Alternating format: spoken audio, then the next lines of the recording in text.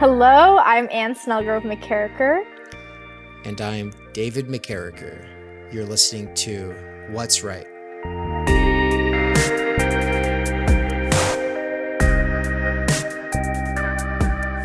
And today we are joined by a very special guest and her cat, apparently. Dr. Laurie Johnson, author of The Gap in God's Country. Welcome to What's Right. How's it going? Thank you, you guys. Thanks for having me. Going pretty well. It is finals week, so I'm reading lots of papers, more than usual, but I'm hanging in there. I've already got one class done. I'll put her down. I feel like that's very relatable. I've been grading 2 classes and I've been in a funk about it. The fact is there's some amazing papers, but also it's just like it can be very dispiriting grading, And so You can see the consequences unfold, of like what you've been seeing all semester. The ones that have kind of calmed to class and listened are doing pretty good. The ones that, like, I don't know about where you're at, but where I'm at, sometimes they'll miss half the semester basically, and you just know where that's going to end up, and you're like, why are you doing this? And there it is. what are you doing? Yeah, that's the worst. It's the worst because you can't. I mean, I don't know. I feel obligated to say something, and then I can't just say this sucks. I feel like I actually have to give some kind of feedback, and so, but doing it makes me feel depressed. So that's what I've been doing all day, and it's just like when I'm not dry. I've been doing drywall and that, and so yeah, Okay. we're out here on the farm. And last time we talked, we were talking about moving here, but now we're actually here. And so it's great to have you. Really quick, I want to say a couple of things, though, for the people who haven't heard of you yet. So this is Dr. Laurie Johnson. As Anne said, the author of The Gap in God's Country. I think that'll be an excellent sort of jumping off point for you and your interests. But just for people who are thinking about checking it out, definitely do so. I was just taking a look at the bibliography, and it's many pages, and lots of authors I do not know. But I wanted to hit on some of the ones that you probably do know about if you've been around Theory Underground for very long, and that would include authors that usually don't go together, such as Marx, Žižek, Foucault, Mark Fisher. Obviously, they go together, but not usually with Wendell Berry or Christopher Lasch or Angela Nagel, much less Joel Salatin. And of course, Peter Marin or Dorothy Day, much rarer to find in any books of theory. And so you have some very unique interests, Laurie. And I guess I kind of wanted to start with just the question, what is the gap in God's country?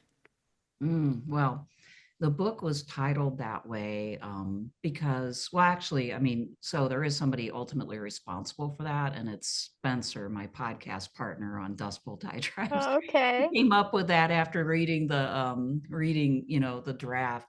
But what it represents is this gulf between groups of people at this point where, and not just one, but multiple ones, where we're not able to really live in the other person's shoes or really experience the other's life. So, I mean, the one that everybody's thinking of is the red and the blue, and that gets covered in the book because we're all still trying to explain why we're having these deep divisions. But another one has to do with occupation and lifestyle, and the differences between people who are working class people and professionals. And there's a lot of overlap there, but not complete. So I'm exploring why we've gotten into this rut of deep division. It's obviously not serving us well.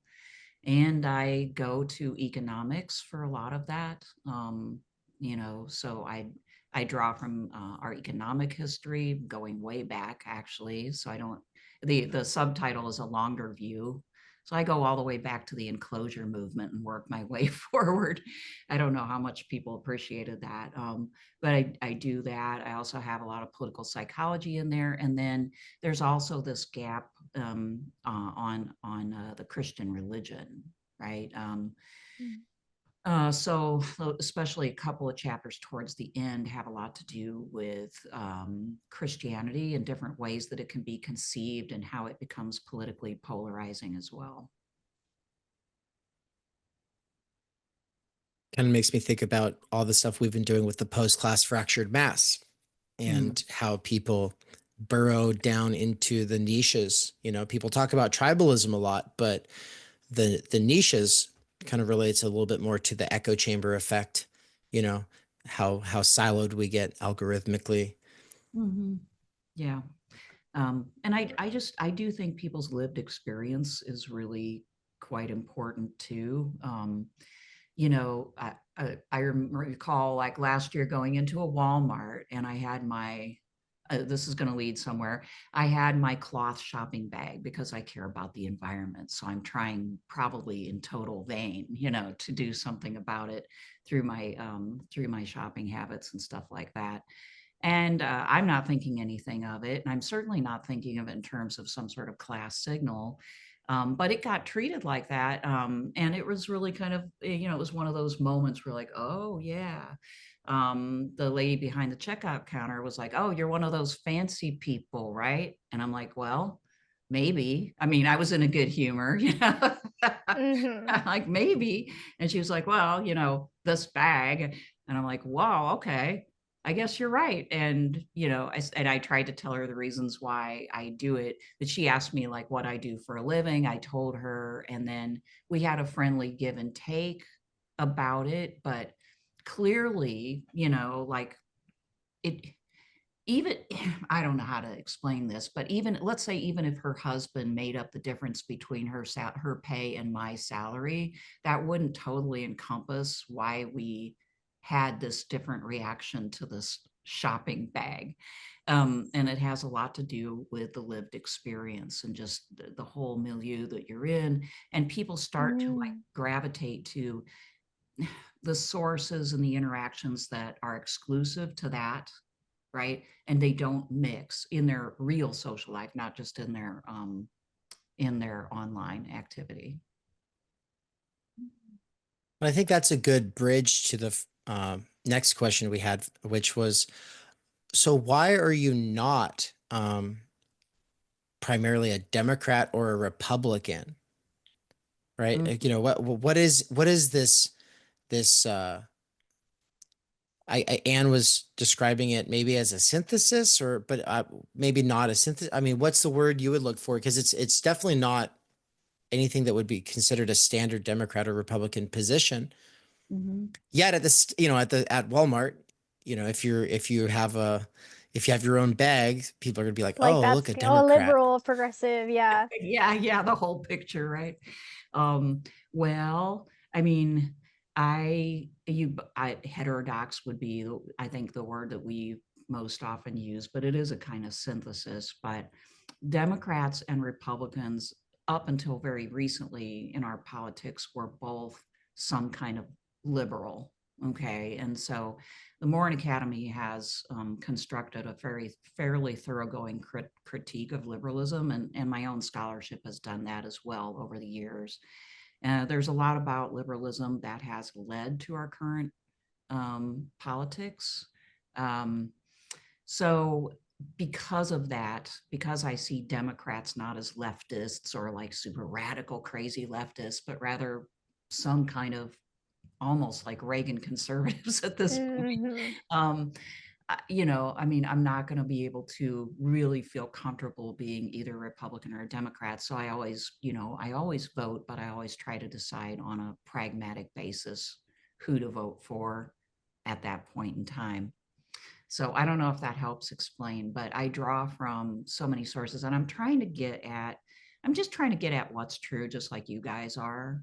And if you fall into a camp or you identify too strongly with a political party, you can't do that because you get grooved, and it's almost like your religion in America to be a Republican Democrat. And that's not my religion either. So which is something I cover in the book. Religion is religion. We shouldn't make politics our religion, and we shouldn't make ideologies or even philosophies our religion either. So I try not to. Yeah, I really enjoyed just the last few days I've been listening to The Gap in God's Country, and in listening to the introduction, it was just really interesting to hear your own story and, your experience applying to these tenure track positions at universities and being assumed to be one way politically, like, oh, she's a woman, she'll do the feminism. It's like, oh, no, I'm interested in other things. And how that impacted your view on this academic left, but then also seeing the academic right. And I was really especially interested in kind of just hearing your own political journey. Um, and when it came to the 2016 election, when you were maybe feeling more right, at least if I remember correctly from the introduction, yet still like a never Trumper, as you said. So like Yeah. the 2016 election, what was your thought process in that? How did that, I mean, did that lead to any big conclusions or revelations for you? How do you think that impacted your development? So I think that the election represented a real desire on the part of a lot of people in this country for a big change. I think more than anything. And President Trump was speaking to issues regarding international trade, which are real, that we have outsourced a long time ago, though. We outsourced a lot of our labor, right? And this was pursued by Republicans. The Republican Party definitely, pursued globalization and sort of treated like in a Fukuyama type of fashion, right? The idea of like global trade as a way to obtain not only peace but international power for America. And so, Trump was speaking to the after effects of all that, that a lot of working class people had been left behind, and also in our farming and our agricultural sector had been transformed by these same aspirations. And so a lot fewer people could make a living on the land and be independent. I think this probably cannot be reversed, but at least not the way people think it ought to be. But I think that he was elected for those reasons and because of a genuine sort of late discomfort with the whole process, when people really step back and realize, oh wait, this has happened, and now we feel like we're not in control of our economy, which indeed we're not. So I think he represented a desire to take back control of it. Um, but as far as why I'm a never Trumper, um, it mainly has to do with my perception that, at least in the first term, and I don't think this has really changed, that there's kind of a lack of expertise, Mm. that is, in the first term, I think President Trump was able to avail himself of a lot of other people's expertise, and I think it went a little better, but it was still somewhat shaky. And so there was not a real through thread there.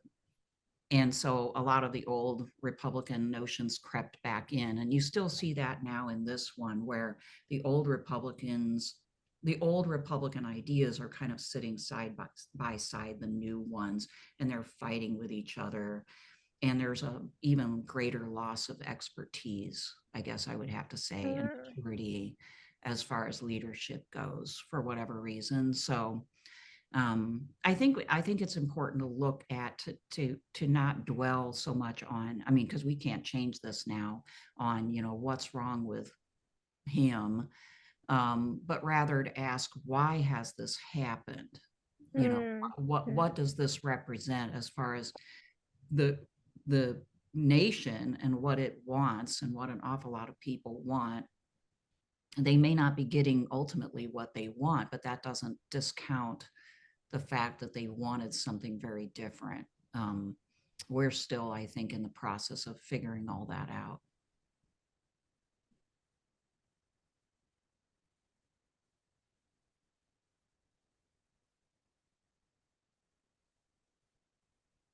I'm sure you can I don't edit want to ask. Yeah, so I was like, I No, knew no. that was Dave's thinking face. I was like, I'll wait for you to. Okay, sorry. No, I always have that face. No, you're. I wanted to see if Anne was gonna jump in because, well, I do have, I think, follow-ups on that, but then again, I'm thinking, no, I don't want to go deeper into Trump and Clinton. I'm a lot more interested in bringing in um, some of these authors from the bibliography and how they've impacted you, and especially, Patrick J. Deneen being in the same book as Barbara Ehrenreich or Christopher Lash, Chris Catrone, friend of the channel, Yeah, uh, I but just also, in Wendell the Berry and Peter mhm. Marin. I was just gonna say, yeah, just like listening to the Oh, parts that I have in the last week, I was like, whoa, whoa. I just was really surprised and I was like, wow, Laurie Johnson's based. Like for real, that's really cool to see all of these coming together. So I didn't want to cut you off, Dave, but like that was the most exciting thing to me about this book is the way that you've synthesized all these different thinkers. You're talking about Fisher, Catrone, Barry, G.K. Chesterton, I think was mentioned, and that we just got into Chesterton like in the last Yeah. week. I didn't even know who he was. So it's Yeah. exciting and stimulating to me. And yeah, I guess we want to hear more about that. But Dave, finish your question. Sorry. that was it, really. Yeah. I mean, really, whatever you want to do with that, Lori. Okay, yeah.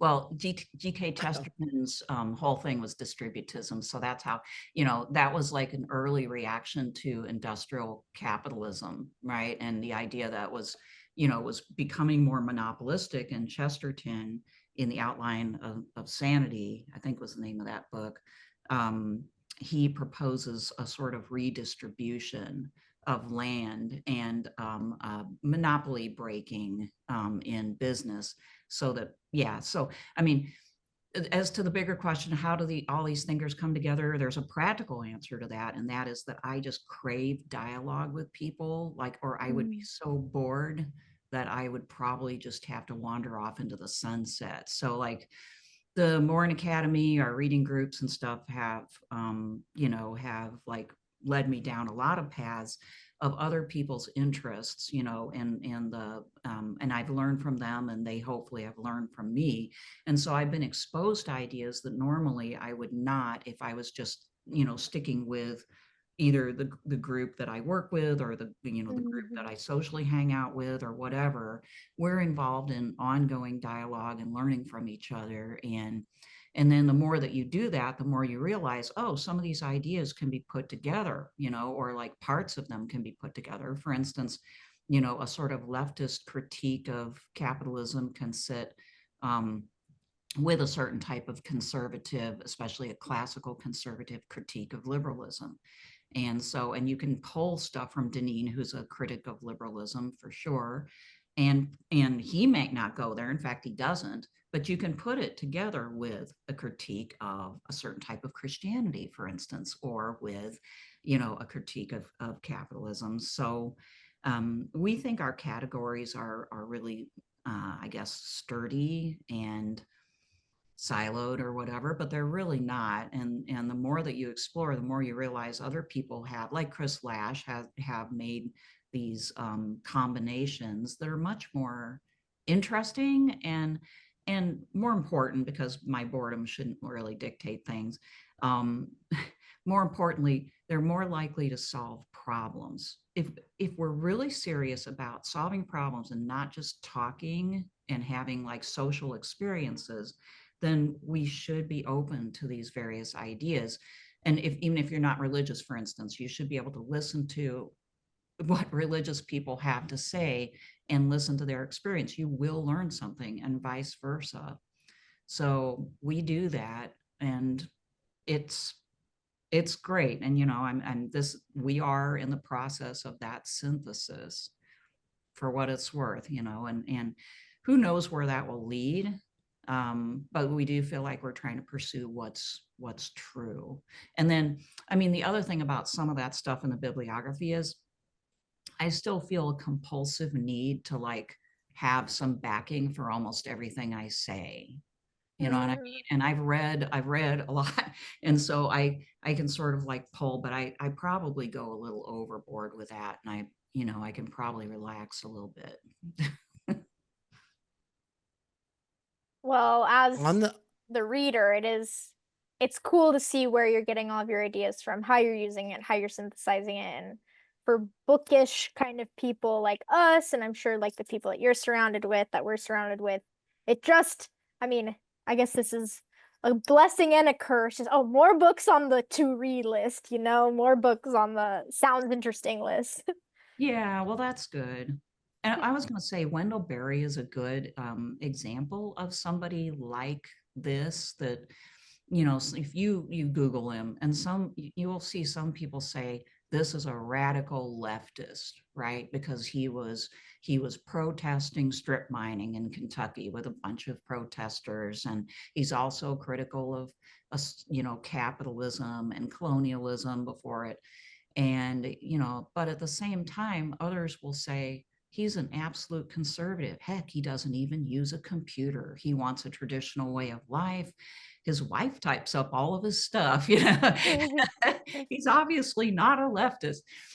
He's not either one of those. He's just himself, and he's doing his best to try to figure things out. So he's somebody like, and people can, and those types of figures, by the way, they build bridges they build bridges between these groups that won't speak to each other, and they kind of discombobulate people, which I do consciously try to do. I try to say things that will throw people off from just sort of turning off their brain and saying, oh, I've got her pigeonholed into that category, because then I'm not communicating with them. They're not really listening. Yeah, Barry and Lash, I think, are really a couple of my favorites for that specific reason. Now, I want to follow up on the idea of listening to religious people, because this will bridge to a question that Anne has. But I want to say that we're taking that kind of to this radical limit in a sort of sense with phase 2 of the Socioanalysis and Alien Anthropology Research Unit at Theory Underground, Sarutu, where phase 2 has us going to churches. It's like, I mean, most of us are atheists or agnostics or, former atheists or post-evangelicals or what have you. We do have some Christians, but even the people who are Christians, like, either don't go to church or it's like, it's a sometimes thing. And for all of us, the idea of going into churches as a sort of continuation of the Sarutu project, it is about taking to task our own presuppositions about the others in our society. And part of that's just getting out there and realizing, look, practically at the level of community, this is real, and this is realer than anything we're doing on the internet. And so regardless of belief, we should be getting to meet the people around us. And this is one of the only reliable ways of meeting people who exist outside of some hobby niche. Because religion is not a hobby niche. Almost everything else that you can do in civil society is a hobby niche. And so to that end, we actually just went to a Catholic church for the first time. First time for me in my adult life outside of a wedding. Anne, I think it was your first time, Yeah, right? it was my first time. Okay. Yeah. And so that's all, it's all interesting from the standpoint of what we're calling alien anthropology in the post-class fractured mass. We're all aliens to each other. At least we should remember that in a sort of sense that's true, even though we're neighbors. And so, or maybe even more so because we're neighbors, right? And so, but with that, one of the big questions we've been asking everybody is the one that Anne's going to ask you now. Yeah, I think there's not only been an interest to go to church to kind of explore religion from this anthropological side, but at least for me, I have questions and curiosities about religion and God and what that means to people who aren't so evangelical about it, because I think that definitely rubs a lot of people the wrong way, and they go, oh, big sky daddy. Okay, yeah, well, why does war happen? Like that for me was a reason why when I was younger, I think I kind of stopped believing in God. I didn't want to go to church anymore. It was because when I was in seventh grade, we learned about the Holocaust for the first time. And at that time, I was trying so hard to be Christian. I really wanted to be Christian. I wanted to have a relationship with God and Jesus, and then it's like you learn it. So I never was feeling or hearing anything. I was like, are you there? I can't tell. And at the same time, that coincided with learning about like this horrible tragedy. And so I said, well, this God that's supposedly all loving, like probably wouldn't let this happen. And so it kind of, I just wasn't religious for years. And now that we are like entering this new phase of life and this new kind of era of Theory Underground, I'm just personally curious, like what is God to you? What role does religion play in your own life, in the life of the mind? Yeah, I would just love to hear. We would love to hear a little bit about that from you. Yeah, well, thanks for the question.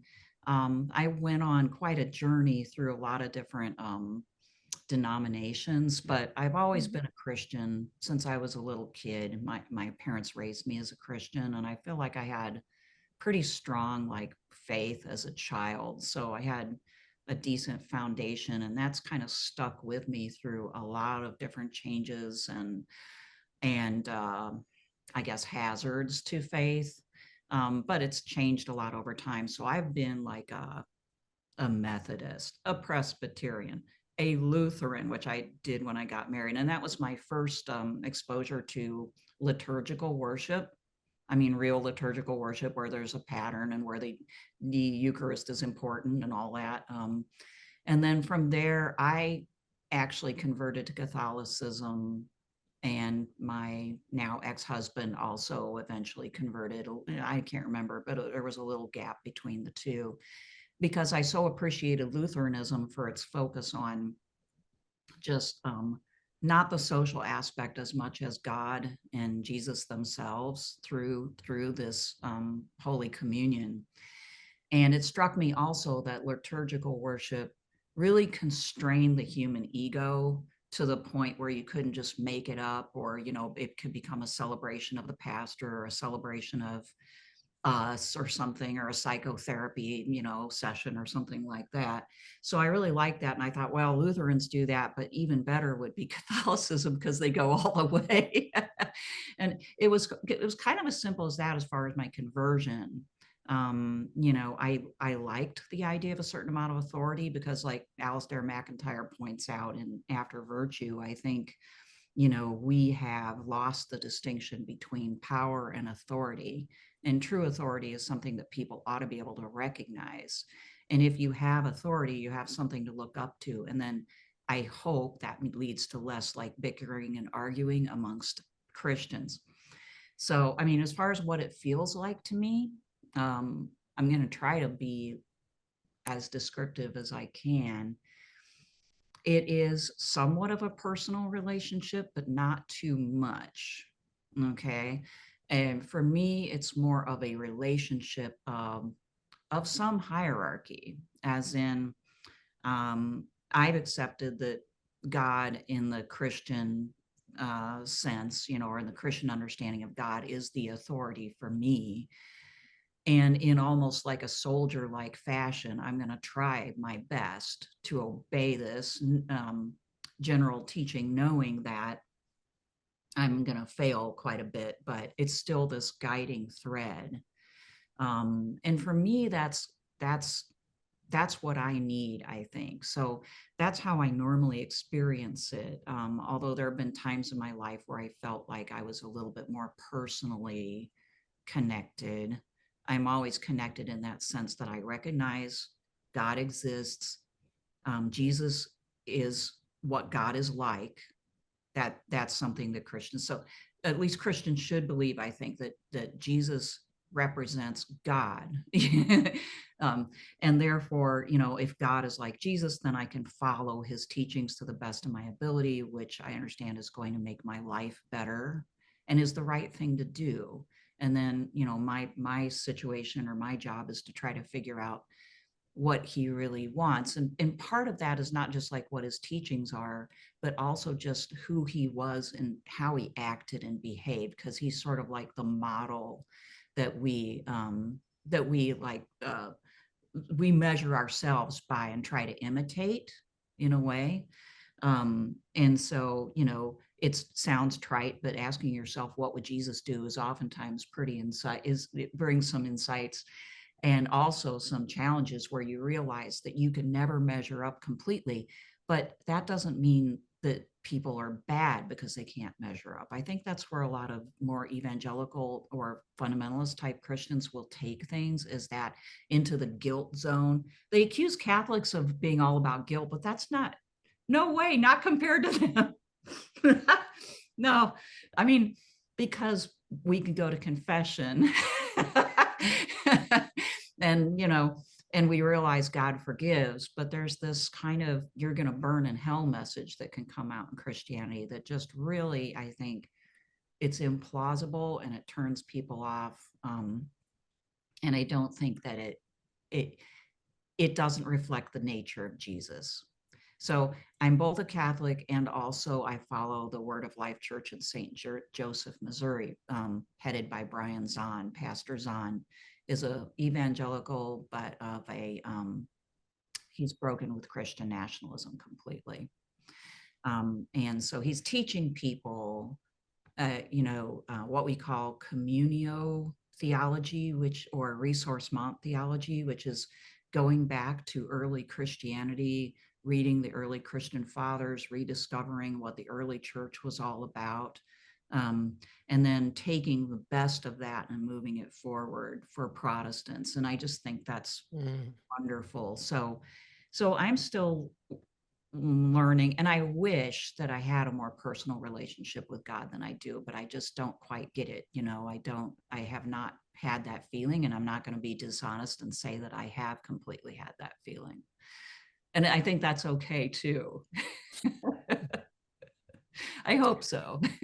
Yeah, that is helpful to hear, because when I was in middle school and I was going to it was called Wildlife. It was like a faction of the Young Life organization, which I think like a Christian organization for high schoolers and college students. And so the Wildlife was the like middle school version.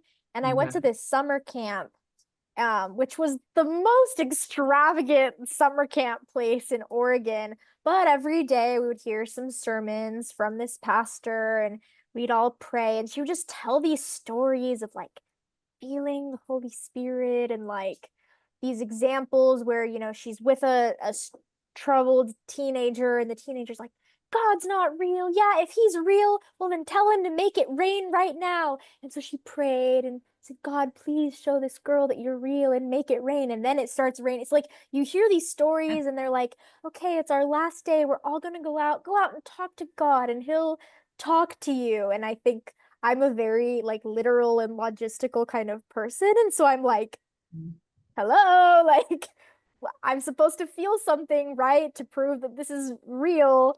And so, yeah, I've been just asking lots of our guests this question, to kind of understand from people who are deep thinkers, not just, and I think I want to hear the same answer. I want to ask the same question to people who are just believers, like just believers, because it's interesting to hear, I think, that range of experiences, but it is something that, yeah, I'm interested in just like on a personal standpoint. So being at that Catholic service we felt so out of place. We're like, oh, we're kneeling now. Oh, what do we do? But it was nice to be there. It was beautiful. I really liked the ritualistic aspects of it versus maybe some other churches. I can't say too much about it because Dave Barrett's already. But Dave, maybe you can say something. Well, I could definitely say a few things about that, but first, Laurie. Oh, yeah. I was just going to say another thought is that feelings are highly overrated. right? Because you can feel anything if you work yourself up into enough of a lather, like if you've listened to enough really great music, or you've drank a glass of wine and you can have feelings that are completely inauthentic and don't last and don't matter ultimately. So I think it's probably okay to err on the side of reason and order, and to put feelings into perspective. A lot of times we'll a God based on feelings reflects who we are more than it reflects who he really is.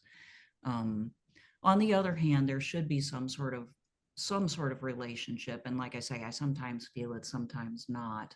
Unless you count, and this is probably more true than I can even figure out, but unless you count actually, the the the model. I mean, God is kind of serving as your father or big brother or whatever to, that you admire and look up to and try to be like.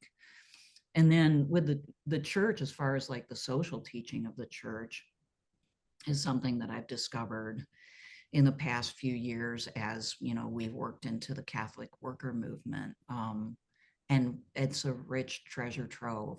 Like our new Pope Leo, he's named after Leo the 13th, who was the person who wrote the original social teaching encyclical Rerum Novarum, a commentary on industrial capitalism and the workers of that period, mid to late 19th century.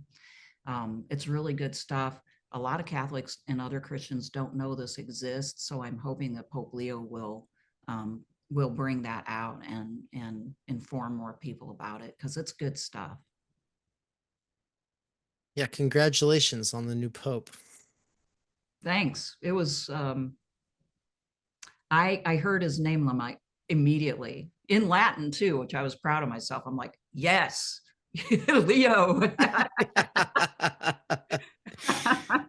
Says a lot. It says a lot, and people didn't expect that. And I think he'll do a very good job following up on Francis. He's probably going to be a little different from Francis, but he's not going to reverse some of the things that Francis started. And I think that he will maybe have more of an eye on the working class, which would be very excellent for our current situation, and a great leader, somebody to really look up to. Hopefully, we'll see, of course, but hopefully.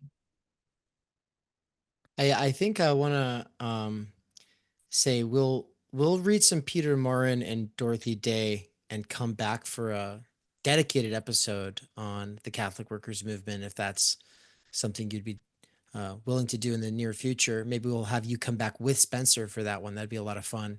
Yeah, that'd be great. I would say Peter Morin wrote the easy essays. That's the only thing that you can find by him, and it's gonna feel off-putting because it's written in sort of like poetry almost. It was originally published in the Catholic Worker newspaper, and it was meant to be very quick reads by working people who were struggling, who didn't have a lot of time.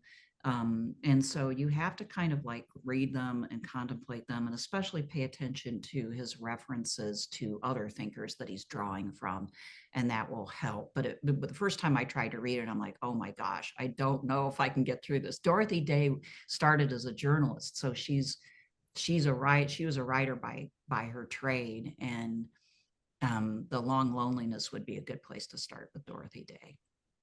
So that's exciting. Yeah, I've got fun with that.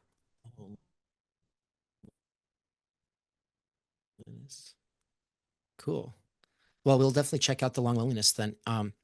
But the other thread there that I was interested in teasing out, maybe with our remaining time, on the oceanic feeling that you lack. Of course, this makes me think of Freud's famous statement in reference to Carl Jung, right? Basically being like, I don't have that oceanic feeling, and he was kind of like, hey, maybe it's a me problem. Maybe I'm just defective, but I don't have it. And Jung obviously does. He is in touch with something. And a lot of people would say it's just woo. And in fact, on this channel, I have been known to be like, oh yeah, the woo-woo side of the theory scene. Uh, oh yeah, I just did a bunch of shrooms and came off some Jordan Peterson, and now I'm listening to Carl Jung. And I think maybe because of things I've said like that, and I know that's not fair. Okay, first of all, I know it's not fair. Okay, it's the internet. Who's fair on the internet? But David Ruiz, a mutual friend of ours, who actually came out when we were in Kansas City, right? Uh, he said that you put him on to Jung and made him realize that there's really something there, and that uh, he's really worth digging into. And because this channel has been so uh, dominated by Lacanians who rarely take Jung seriously, and I'm just not a psychoanalysis person anyway, right? So I've always been interested in learning from Lacanians, but I am interested in Jung, and I'm especially interested in why you are interested in Jung and what you would tell people who've been put under the spell of Lacanianism.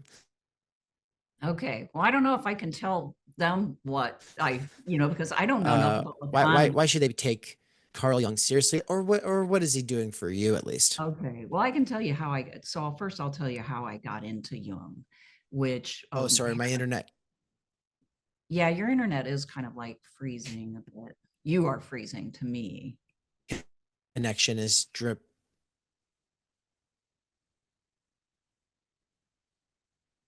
Oh, that's He's frozen. interesting. Because we're Yeah. on the same Wi-Fi, but it seems like maybe I'm okay. Let's see if he's going to come back. Are you back? Uh, Dave? Hmm. Oh no. Okay, sorry about that. There we go. That's I think okay. I'm back now. Okay. Well, so as far as how I came to be interested in Jung, when I was younger, I was very interested. This started even when I was in undergrad.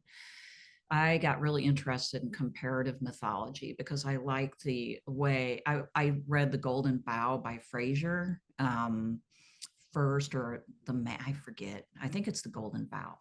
And it talks about how across different religions and across different periods of time all over the world, you see the same motifs coming out, the same patterns, the same figures in slightly different guises. And that really fascinated me. Like the fact that, Adam and Eve are somewhat replicated in the Gilgamesh. Should I keep going? Keep going. Yeah, keep Okay. going. He'll be back. Okay, so then that got me interested in Carl Jung because, as I understood, well, I watched Bill Moyer's The Power of Myth, which I think was done in the 80s or maybe early 90s. And then it got me onto Carl Jung. And I really wanted to do research on Jung.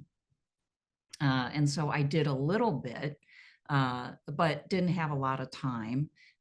Then later on in grad school, I did start doing that a little bit more, building up my bibliography, reading more Jung. But I tended to focus on two things. One, his political theory, because by that time I was a political scientist. And two, these motifs or the archetypes is the term that he uses. But he does a lot of the same thing, comparative mythology. So I like that. I did not get into I recognize that there is that woo-woo side to Jung, but you can actually just not read very much of that. You don't have, in other words, even Jordan Peterson, you can read Jordan Peterson's Maps of Meaning, I think it's called. It's a good book, right? You don't have to believe everything Jordan Peterson says to figure out that he's got some good points to make. So that's how I handled Jung, because I've got a lot of his books right over here. It's like 2 shelves worth of, works. The Red Book is probably not one that I would, dwell in all that much, or like discussions of seances and things like that. But you're right, Dave, that he had a very strong, spiritual side. So anyway, I returned to this research when I got my first job, and I just kind of kept plugging away at it. But then I realized this was not going to get me tenure for the very reason that you just stated, that Jung has this reputation that may be somewhat unjust, but nevertheless is real. And it wouldn't be considered at that point in time to be good enough, right? So I put the whole book aside. I'd written an entire book by then, and I started working on something else to get tenure, international relations theory. I did get tenure on the basis of international relations theory. My dissertation was on Thucydides and Hobbes and international relations realist theory. Wow. So, and I published an international organization and several other ISQ and various like highly respected journals. And then, I started off on this critique of liberalism, and I really kind of almost forgot that I'd even written that book. And then literally one day about 10 years ago, I'm looking through my files, and there it is, a paper copy. I also, did not have like the electronic copy anymore. So I'm like, oh, well, I'll get my GTA to type this back, in. So why not, and so I had her do that. And about that time, Jordan Peterson was coming on the scene and people were getting really interested. And also we were seeing an upswing of right-wing nationalism around the world. And I thought, oh, this might actually be considered legit now. Okay, quite years later, like it's crazy. So I got back to it. I made a proposal with Lexington Books, and I updated it and rethought it. But that is originally a book that I wrote when I was in my, I guess, late 20s and early 30s. And wow. the first thing that I ever wrote, actually. Wow. So we kind of came full circle there. And then that has given me a platform for, moving forward with this type of literature like The Gap in God's Country. But it would have been a bomb previously. So, I mean, these academic prejudices and stuff are things that come and go. They're like trends. But here we have another case where you can take a thinker and you can decide, what you want to listen to and what makes sense, and also what you just don't want to handle and don't need. And that's okay. That's a good way to proceed if you're trying to get somewhere. Because the thing that I really like about Jung's political theory is that I think he's absolutely right that a lot of our ideologies and also consumer behavior and our economics, the way we view those things, and now like these great moguls like Elon Musk and Jeff Bezos and Bill Gates, we treat them like religions and religious figures because they really are.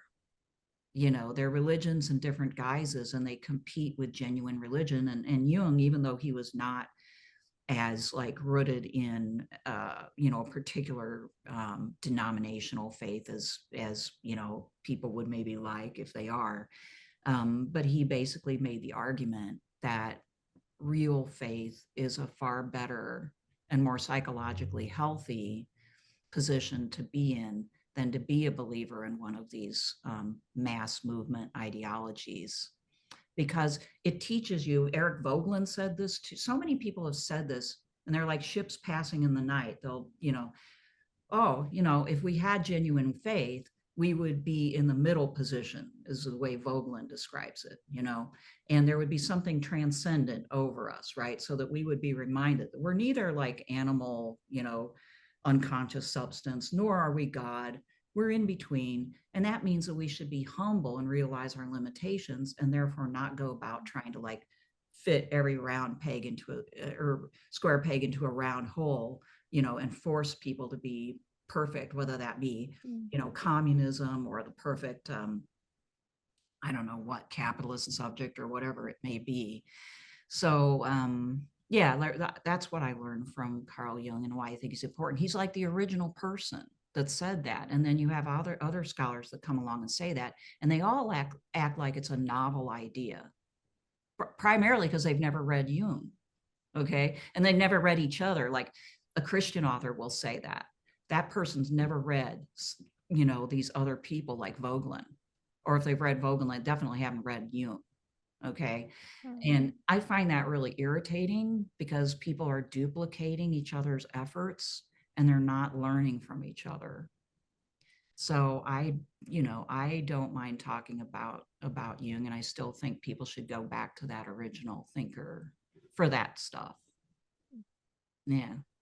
I don't know if that answered your question or not, but I think so. And it actually is, sorry about cutting out there. I don't know what happened to my internet downstairs, but now you can see I'm up here. So Yeah. that works I've, too. yeah. The so so when I think of Carl Jung, I'm thinking about the collective unconscious and the shadow self that needs to be integrated, and the Lacanian critique that this becomes some kind of ego psychology, meaning that it's about becoming whole and that, and fulfilled, and of course they're all about lack and you'll never be fulfilled and stuff like that. Um, that's the kind of stuff I think that's been touched on the channel. I think what you're getting into with the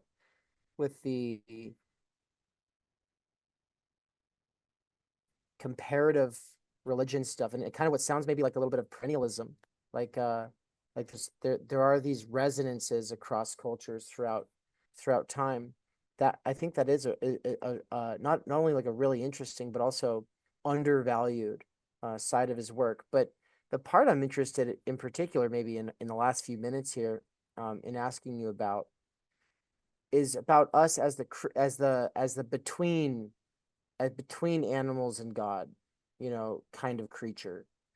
Um, I was reading Pascal a while ago, and he was saying, if that Jesus is like an absolutely necessary mediator to know God. That you can't know God without Jesus. And you were saying earlier that Jesus is a representation of God. It's the closest thing we can come to a model for like what God would be like in flesh. But I don't. I think that kind of sets up for a uniqueness of Christianity, like for a claim that Christianity has some kind of a singular value. And I think from a purely pragmatic standpoint, the reason Christianity is so important in the West, or at least in the United States, is just because it's a Christian country. And if you don't like that, we could always talk about how, oh yeah, but it's the Christian country that's always been open to other kinds of Christianity and then other religions. Or you could say, no, a lot of the founding fathers were deist, right? So there's these kind of arguments that will happen, but it's like, well, yeah, but the majority of Americans are Christian, some kind of Christian. But outside of that pragmatic thing, I'm very interested in this kind of claim, though, that there is something uniquely special about this mediation through Jesus. I'm super interested in hearing more about that, and I'm wondering if Jung takes that seriously, and if not, what you do with it. Yeah. That's a big question. The first thing I would say is that even Pope John Paul II wrote this. It was an encyclical, I want to say. It was publicly entitled "Crossing the Threshold of Hope," where he dealt with, what do we do with the fact that there are people who are firm believers and good people who believe differently, whether they be Protestants, Jews, Buddhists, Muslims, and so on and so forth. And you'd be surprised that, he did not hold this exclusivist view that they had nothing and that they were not going to be somehow in God, in heaven with God. That questions that line of reasoning, which is not the same thing as saying there isn't something special and unique. Or I think the church would uphold the idea that, in fact, I know it does because of that writing, that it is the best representation. And I think that any believer has to kind of believe that to have like a reason to believe that particular faith, as it makes sense that this is the best representation of God, or the sort of like straightest path. And I think that what was the second part of your question? Because I have in mind my answer, but now I want to make the connection more clearly. So Why Jesus matters so much as an intermediary, as yeah. a bridge to God. Yeah. Okay. Yeah. Well, from the Catholic and maybe Lutheran, at least, perspective, the Eucharist is kind of key to understanding the intermediary kind of role. Now, some people would say that Jesus is the intermediary because he literally dies on the cross to save us from our sins. And that assumes a kind of retributive God that's just waiting to throw you into everlasting torment if you don't, which does not make any sense. So you have to ask yourself, like, what else could that possibly mean? And what was he doing when he both gave his life for us as well as, left us with the Eucharist, which is the representation of that giving and our participation in it. So how does he play the role? Well, he's constantly, at least, I'm not a theologian, but this is my understanding. He's constantly building the bridge that, of course, exists over this gap between us and God, because he is eternal and perfect, and we are not, although we could be potentially.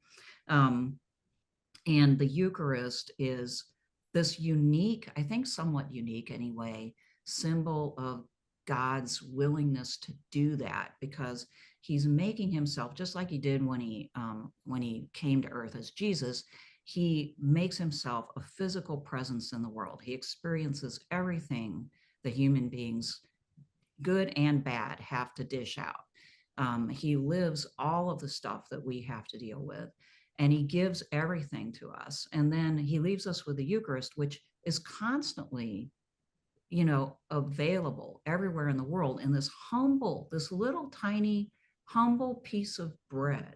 Okay. It tells you something about the nature of God, truly, that he's not this, overwhelming, looming thing that's frightening you into submission, but rather he's so small and unassuming. He makes himself so small and unassuming that it's easy to ignore him, right? And you have to make the effort to see, oh, that's God, and God is here physically with me, and is actually unifying with me through this mysterious process, which does bring out a little bit of a challenge of, you do have to entertain that belief, right? And it's a hard thing to believe. So there's a little bit of enchantment there, I guess, even with myself. But I mean, that is, I think, why he's the intermediary, is because he says more or less, like Jürgen Moltmann wrote about this in The Crucified God. Everybody should read that book. He was a German Protestant, and he was dealing with the Holocaust. He was a German soldier who eventually I think he got thrown into prison because he just would not go along with this. But at any rate, he had experienced the worst thing that people could do. And he asked, he knew that people were asking, where's God in Auschwitz and places like this? And he conceived of God through Jesus as a suffering God, as a God who literally weeps over all of our stupid mistakes and all of our cruelty, that nevertheless loves us so much that he's willing to unite with us even in those most difficult times. And he shows that by literally suffering the kind of death that's the worst thing that we could do to other people. And so we know that he can be there because he has been. And that Eucharist represents that sacrifice, that continual attempt, right? And that's why Catholics, even some Catholics, even go to adoration, which people don't understand, but you're looking at it and you contemplate, this is what this God is willing to do, to have a relationship with me. And therefore to bridge that gap and to remind us of the fact that we are loved as well as our place, right? That we are not God, that, this relationship is what makes us special and capable of more than we would be otherwise, through inspiring us to be better than ourselves, our normal, natural selves. So I don't know. I mean, there's so much more I could say about this, but yeah, I would say you guys read The Crucified God. You will not come away unchanged. It's one of the best books I've ever read, and it'll change your understanding of the whole thing and what it meant. Because what a lot of Christians say it meant just is not plausible to me. Jurgen Moltmann. Jurgen, yeah, Jurgen, yeah. I think that's how you spell Got it. And that sounds particularly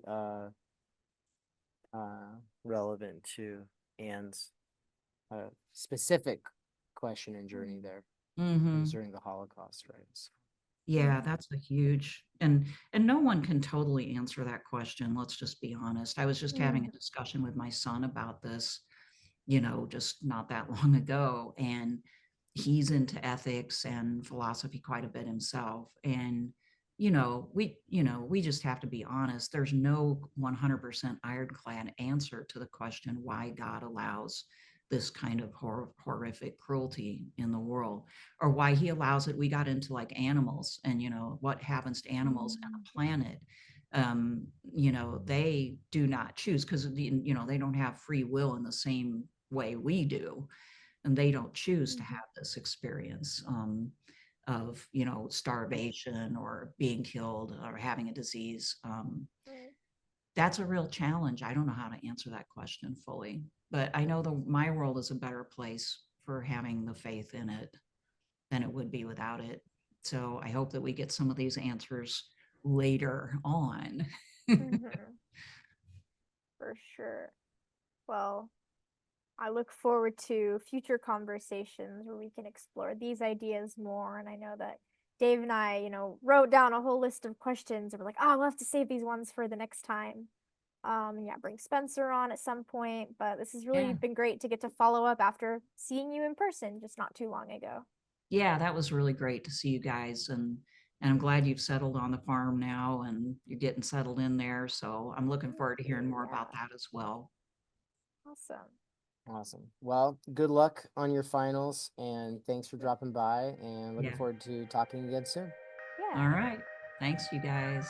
Awesome. We'll talk to you later. Have a good night. You too. Bye. Bye. Subscribers get access to all past courses at Theory Underground, from Chris Catrone to Michael Downs, as well as ongoing courses taught by David McKerracher, Benjamin Studebaker, and Nina Power. Subscribers also get access to monthly research seminars, and the higher tiers of involvement unlock discussions and one-on-one small group tutelage. A one-off course here or there is one thing, but Theory Underground is a school of thought, and it has research in motion. It is a process of development, generating some of the most revolutionary, transformative, or radical ideas coming out of the theory scene. If you are interested in the critique of the old and new left, but also a critique of postmodernism and metamodernism, and you want to go beyond all of that to something that is conserving and fighting in defense of the human, well, Theory Underground is where it's happening. Between authors like Marx, Heidegger, Levinas, as well as American authors like Postman and Illich and Lash, Barry, or underrated thinkers like Hannah Arendt. What we do is draw off of the history of philosophy, of political theory, of philosophy of nature, all the way up to the current contemporary debates or fundamental divisions within the theory scene between the Ljubljana School and the CCRU, Žižek and Land, and we say, no, we are here to stand up for the human, to defend meaning in the face of impossible odds. This is the anti-nihilist side of the theory scene. This is the pro-natalist side of the theory scene. This is the neither left nor right side of the theory scene. And it's all being organized by me, David McKerracher. I built this because there's nowhere else on the internet to get what I need, and there's other people who magically get something out of that as well, and they are making this possible right now by subscribing. So if you're like me and you're never a huge bookish kind of person, but somewhere along the way you got really into listening to educational materials, if you got really into listening to podcasts and then books at work, if you love going deep into ideas, but you're just not a traditional bookish kind of person, well, this is where the alliance between people like us and people who are more bookish and specialized are able to meet to work through these things and do so in defense of the human, in defense of our dignity, in defense of our common humanity and our intellectual integrity. This is not a place where we're going to kick you out because you're pro-life or pro-choice, or where you are an atheist or a agnostic or a Christian. But it is a place where you're expected to love one another regardless of such things, and to show up for people in your actual IRL real life communities regardless of such things. Not to become a little online hater who just uses theory to manipulate other people and confirm your biases. No, Theory Underground is something else. And if that is exciting for you, and if you're excited to learn about what this approach, this method, this school of thought has to offer, then I'm excited to meet you. Subscribe today. Thank you.